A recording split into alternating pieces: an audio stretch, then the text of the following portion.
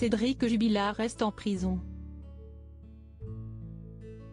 Après un délibéré d'une semaine, la chambre d'instruction de la Cour d'appel de Toulouse a annoncé, ce mardi 21 septembre, le rejet de la troisième demande de remise en liberté de Cédric Jubilard, soupçonné d'avoir joué un rôle dans la disparition de sa compagne, Delphine.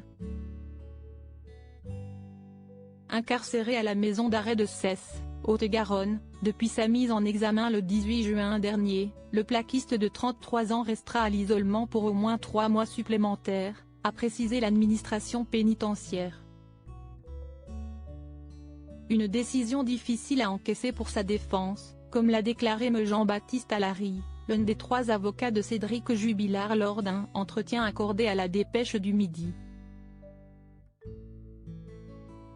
Il conviendrait maintenant que ses conditions de détention soient un peu plus dignes et qu'il puisse avoir les mêmes droits de détention que n'importe quel détenu en France.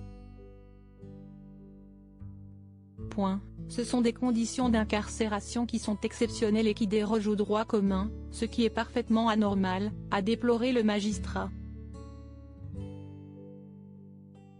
Remonté, Jean-Baptiste Allary a également dénoncé la lenteur avec laquelle le dossier est traité.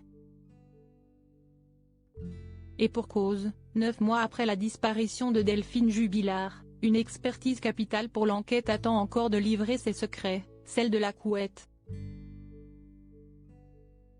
Il y a de quoi être scandalisé. La nuit de la disparition de son épouse, Cédric Jubilard a contacté les autorités autour de 4 heures du matin.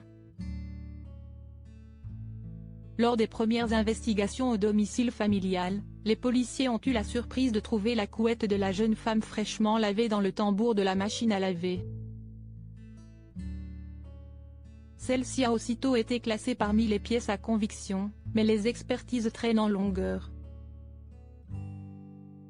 Déjà en août, Alexandre Martin et Emmanuel Franck avaient dénoncé la mauvaise gestion du dossier, alors que la couette fait partie des éléments à charge pour justifier le maintien en détention de leurs clients. Il y a de quoi être scandalisé et révolté puisque cet élément que l'on nous présente à charge n'est finalement remis pour expertise que fin juillet alors que la justice disposait de cette couette depuis le mois de décembre, s'étaient indignés les 2 magistrats. Le 15 octobre prochain, Cédric Jubilard sera entendu par les juges d'instruction pour livrer sa propre version des faits.